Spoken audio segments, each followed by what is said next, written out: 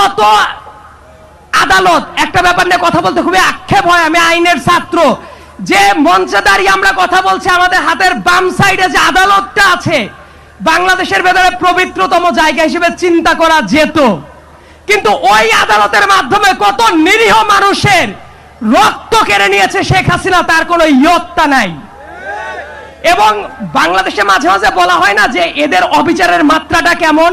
আমার কাছে মনে হয় জার্মানির নাজি পার্টির চেয়েও ভয়ার্ত ভাবে আবির্ভূত হয়েছিল শেখ হাসিনা।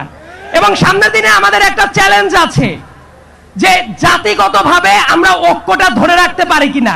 তবে এই জায়গায় এসে আমি একটা ব্যাপার সুনিশ্চিত, সামনে বাংলাদেশে এক থাকবেই। এই জায়গায় দাড়ি টুপিওয়ালা মানুষ আছেন, শার্ট প্যান্ট পরা মানুষ আছেন, নারী পুরুষ সবাই আছে, বাংলাদেশের পতাকাটাও আছে। এই ঐক্যটা ধরে রাখা দরকার। সবাই থাকবে এই বাংলাদেশে, সবাই রাজনীতি করতে পারবে।